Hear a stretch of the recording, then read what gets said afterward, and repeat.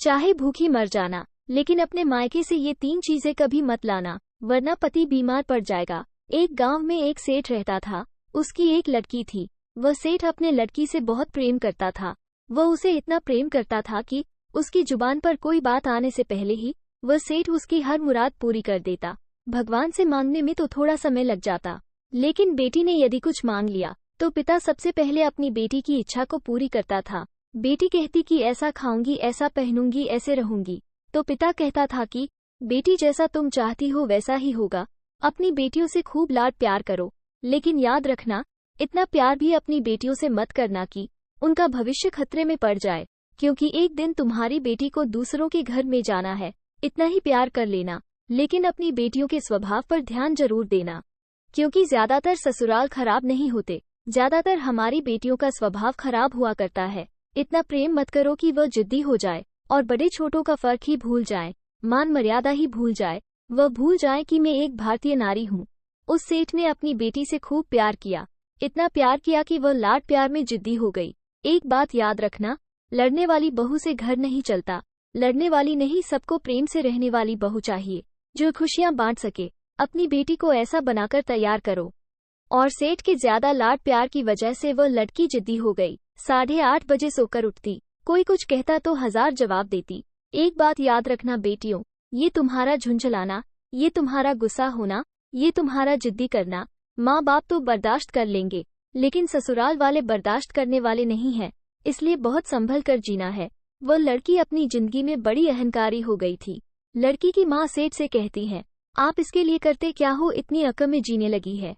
ये सबको फटाफट जवाब देने लगी है। पिता ने कहा बच्ची है, ठीक हो जाएगी। पत्नी ने कहा स्वामी, बच्ची समझकर मत छोइए, आपकी यह डील एक दिन इस बच्चे का जीवन बर्बाद कर देगी। अपनी बच्ची की मांग पूरी करके थोड़ी देर के लिए तो आप खुश जाओगे, लेकिन यह आदत यदि बच्चे को लग गई तो जिंदगी भर तुम्हें आंसू बहाने पड़ेंगे। लड़की को पालना किसी संत की साधना से कम तपस्या नहीं हुआ करती।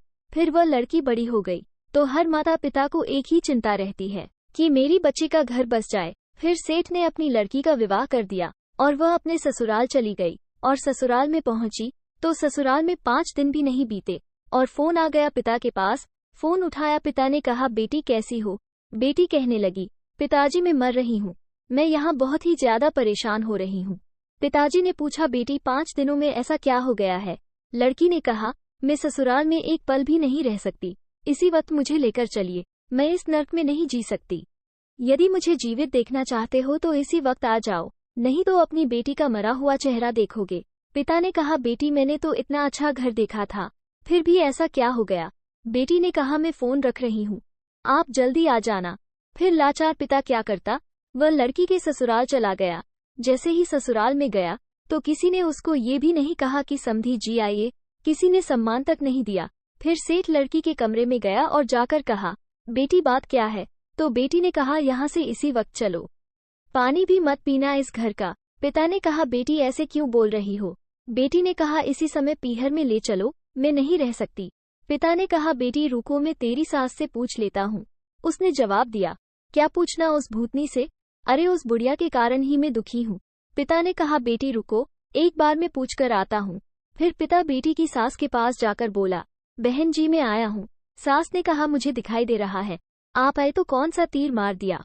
पिता ने कहा बहन जी मैं अपनी बच्ची को ले जाना चाहता हूँ।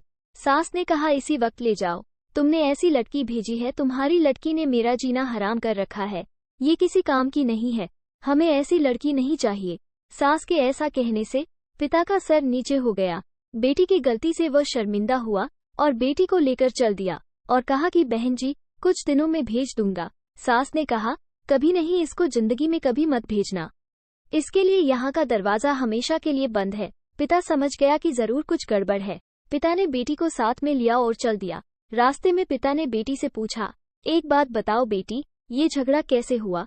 बेटी ने कहा पिताजी आपने मुझे कहाँ फंसा दिया, अरे इससे अच्छा तो मैं कंवारी रह लेती। पिता ने पूछा बेटी चिंता मत करो, सब ठीक हो जाएगा। एक बात बताओ तुम्हारी सास कैसी है, मतलब उसका स्वभाव कैसा है। बेटी बोली आप नहीं जानते, वे 1 नंबर की भूतनी है। पिता ने पूछा तुम्हारा ससुर कैसा है। उसने जवाब दिया वो तो राक्षस है। फिर पिता ने पूछा अच्छा बेटी एक बात बताओ, तुम्हारा जेठ कैसा है। उसने जवाब दिया, पिताजी मेरा जेठ मूर्ख है। पिता ने पूछा, तुम्हारा देवर कैसा है? बेटी ने कहा, पिताजी वो तो एकदम आवारा है, पूरे दिन घूमता रहता है। फिर पिता ने पूछा, अच्छा ठीक है, एक बात बताओ, तुम्हारी नंद कैसी है? बेटी बोली, वह एक नंबर की चुगलखोर है। पिताजी ने कहा, बेटी एक बात और बताओ, तेरा पति कैसा है? बेटी बोली, वह तो साक्षात यमराज है। पिताजी ने सोचा, ये तो सभी के बारे में गलत बोल रही है। पिता ने पूछा, बेटी तुम्हारी पड़ोसी कैसे हैं?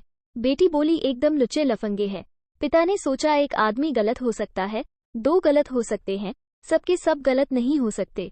फिर पिता ने सोचा कि गलती ससुराल वालों की नहीं है, मेरी बेटी की है, क्योंकि यह सभी की बुराई कर रही है। बेटी ने कहा, पिताजी मैं अब ससुराल कभी नहीं जाऊंगी। पिता ने कहा, मत जाना बेटी, तेरे बाप का घर है, आराम से रहना। फिर पिता अपनी बेटी को अपने घर ले गया। भाभी ने देखा तो मुंह फेर लिया। फिर उसने अंदर जाकर अपना सामान रखा। फिर थोड़े दिन तो आराम से गुजरे। फिर पड़ोसियों ने उस लड़की से कहा, क्या दामाद जी लेने नहीं आ रहे हैं? कितने दिन हो गए हैं तुम्हें यहाँ पर? सहेलियाँ मिलती तो सहेलियाँ भी यही सवाल करती, जीजा जी लेने नहीं आ रहे हैं क्या? इतने दिन हो गए तुम्हें यहाँ पर। वो लड़की जहाँ भी जाती तो सभी उससे यही कहते, क्या तुम्हें छोड़ दिया है? तुम्हारी ससुराल वाले तुम्हें लेने नहीं आ रहे हैं।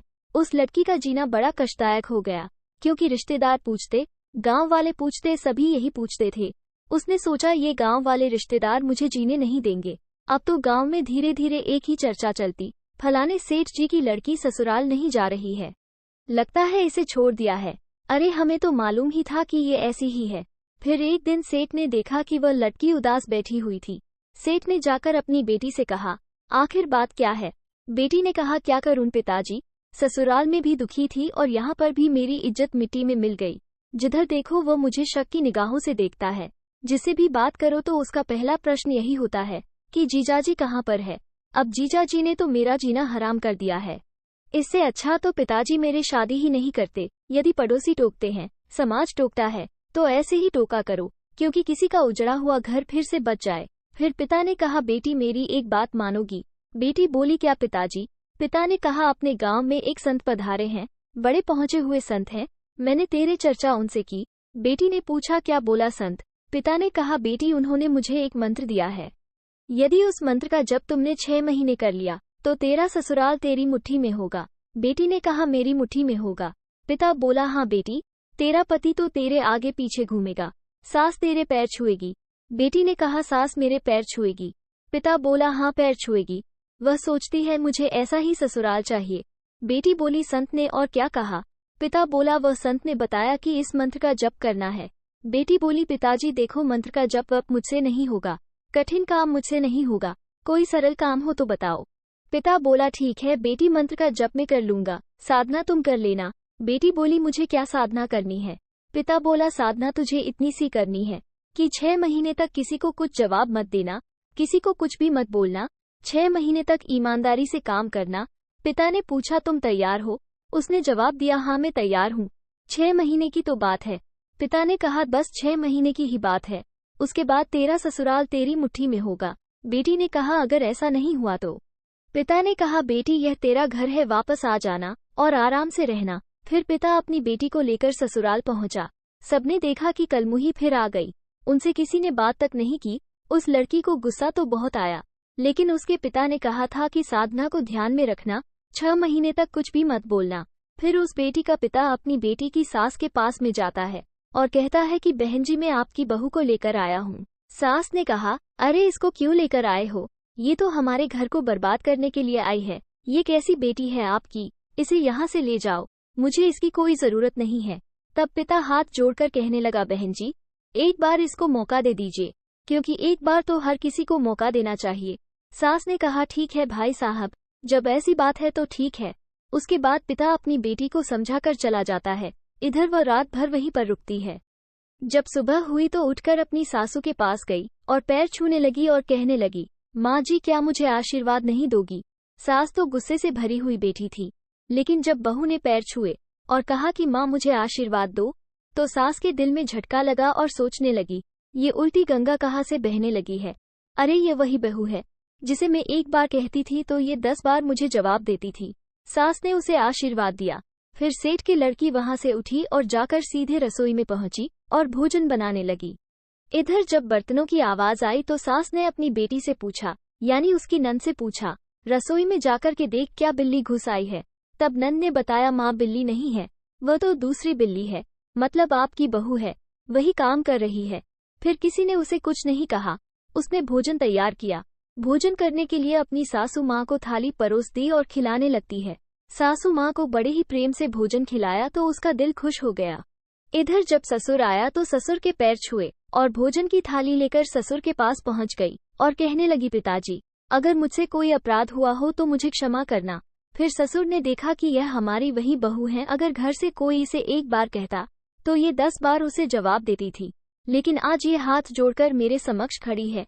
एक ससुर को क्या चाहिए बेटा, और उसकी बहू उसकी इज्जत करे, उसका सम्मान करे, समय से भोजन दे दे, समय पर ध्यान रखे, बस यही चाहिए। अब तो वह सुबह जल्दी उठने लगी और घर का सारा कामकाज करने लगी, पति की सेवा करने लगी, अपने जेठ का भी ध्यान रखती, यहाँ तक कि अपनी नंद का भी ध्यान रखती, सबको समय से भोजन देती। लेकिन उसे पिताजी की बात याद है। अगर उसे कोई कुछ कहता तो उसे गुस्सा तो बहुत आता कि इनको कच्चा चबा जाऊं, लेकिन जब उसे गुस्सा आता तो उसके पिता की वह बात याद आ जाती कि बेटी साधना को मत भूल जाना, केवल 6 महीने की बात है। अगर उसे कोई क्रोध से बात करता तो उसे गुस्सा तो आता, लेकिन वह साधना को याद रखती और सोचती कि 6 महीने की बात है, उसके बाद तुम लोगों को देख लूंगी। फिर उसी तरह सेवा करती गई और सबका ख्याल रखती गई। 1 महीना बीत गया। फिर एक दिन उसकी सास ने अपनी बहू को अपने पास में बुलाया और अपने घर की जिम्मेदारी की जो चाबी थी उसके हाथ में पकड़ा दी और कहा कि तुम बहू नहीं, मेरी बेटी हो, मेरे घर की लक्ष्मी हो। आज से इस घर की सारी जिम्मेदारी तुम्हारे हाथ में सौंप रही हूँ। फिर उसका दिल खुश हो गया। फिर सास ने अपने बेटे को पास में बुलाया और कहा कि ये तेरी पत्नी है, आज के बाद जो भी तू पैसा कमा कर लाएगा वो हमें नहीं बल्कि अपनी पत्नी को देगा, क्योंकि यह घर की बहू नहीं, घर की लक्ष्मी है, ये घर की जिम्मेदारी का सारा बोझ उठाएगी। अब जब सास ने ये कह दिया तो उसका दिल फूला नहीं समाया। वो सोचने लगी, पिताजी ने सही कहा था। साधना का प्रभाव 1 महीने में ही दिखने लगा। पिताजी ने तो ये कहा था कि 6 महीने लगेंगे, लेकिन 1 महीने में ही साधना का प्रभाव दिख गया। मेरे हाथ में पूरे घर की चाबी भी आ गई और सब लोग मेरी प्रशंसा भी कर रहे हैं। धीरे धीरे 2 महीने बीत गए। जब 2 महीने बीत गए तो उसके सारे विचार ही बदल गए। उसके अंदर प्रेम का भाव जागृत हो गया और अच्छा स्वभाव उत्पन्न हो गया। फिर एक दिन की बात है, सावन का महीना था। अपनी बहन को उसका भाई लेने के लिए आया और कहने लगा कि मेरी बहन को भेज दीजिए। सास कहने लगी, ठीक है बेटा, तुम भाई बहन का प्यार है, इसको ले जाओ, लेकिन ज्यादा दिन के लिए मत रोकना, रक्षाबंधन हो जाए उसके दूसरे दिन इसको भेज देना, क्योंकि इसके बगैर मैं जी नहीं पाऊंगी। ये तो हमारे घर की लक्ष्मी है, ये चली जाएगी तो हमारी दिन कैसे कटेंगे। आप अंदाजा लगा सकते हैं पिता के बताए साधना ने एक बिगड़ैल बेटी को कैसे बदल दिया है। अपने पीहर में भाई के साथ आती है और पिता से मिलती है। पिता ने पूछा, बेटी तुम्हारी सास कैसी है? उसने जवाब दिया, पिताजी वह मेरी अच्छी माँ है, माँ से भी बक प्रेम करती है। पिता ने पूछा, तुम्हारे ससुर कैसे हैं? बेटी ने कहा, पिताजी मेरे ससुर मुझे से आपसे भी ज्यादा प्रेम करते हैं। फिर पिता ने कहा, तुम्हारे जेठ कैसे हैं? तो कहने लगी, पिताजी वह हमारा बहुत ख्याल रखते हैं। फिर उसने कहा, तुम्हारी नंद कैसी है? तो वह कहने लगी, वह तो मेरी पक्की सहेली है। पिता ने कहा, बेटी तुम्हारे पति कैसे हैं? तो वह कहने लगी, मेरे पति मुझसे बहुत प्रेम करते हैं। फिर पिता ने पूछा, तुम्हारे पड़ोसी कैसे हैं? तो उसने जवाब दिया, मेरे पड़ोसी बहुत ही अच्छे हैं। फिर जब पिता ने अपनी बेटी के मुख से यह शब्द सुने तो उसे लगा कि आज से पहले जो मेरा सिर नीचे झुक गया था, आज मेरा सिर ऊंचा हो गया है। मेरी बेटी ने मेरा सिर ऊंचा कर दिया और मैं फख्र से कह सकता हूँ कि मैं अपनी बेटी का बाप हूँ। फिर पिता बहुत खुश हो जाता है। उसके बाद वह अपने पिता के पास रहती है। फिर ससुराल वालों ने तुरंत यह सूचना भेज दी और अपनी बहू को बुला लिया। बहू के सारे विचार बदल गए और उसने अब अपने ससुराल को स्वर्ग बना दिया। अब आपको बताते हैं, चाहे आप भूखे मर जाना, लेकिन मायके से ये 3 चीजें लेकर कभी मत जाना। आपका पति बीमार पड़ जाएगा। वह 3 चीजें कौन सी है? पहली चीज है जिद्दीपन, यानी जो बेटियां जिद्दी होती है, जब कुमारी अवस्था में होती है, उनकी शादी नहीं होती है, तो वह बहुत जिद्दी होती है। अपने माता पिता से, भाइयों से जिद करती है कि मुझे ये चाहिए वो चाहिए। माता पिता कहीं से भी लाकर अपनी बेटी की जिद पूरी करते हैं, लेकिन आपके ससुराल में वह जिद पूरी नहीं हो सकती। इसलिए जो भी जिद्दीपन आपके अंदर है तो उसे अपने मायके में ही छोड़ दे। दूसरी चीज है लड़ाई झगड़ा। जब आप अपने पीहर में रहती हैं अपने माता पिता से, अपने भाई भाभी से, अपनी बहन से लड़ाई झगड़ा करती है, और वह आपका लड़ाई झगड़ा आपके पीहर वाले तो सहन कर लेते हैं, सुन लेते हैं, क्योंकि आप लड़की हो। लेकिन वही आदत लेकर ससुराल में गई तो अपने ससुराल में सास ससुर से, नंद से, अपने ससुराल के परिवार वालों से अगर लड़ाई झगड़ा किया तो आपका घर बर्बाद होने में देर नहीं लगेगी। इसलिए लड़ाई झगड़ा को पीहर में ही छोड़ दें। तीसरी चीज है कड़वे शब्द बोलना, यानी जो आप कड़वे शब्द अपने पीहर वालों से बोलती हो, उन्हें सुनाती हो।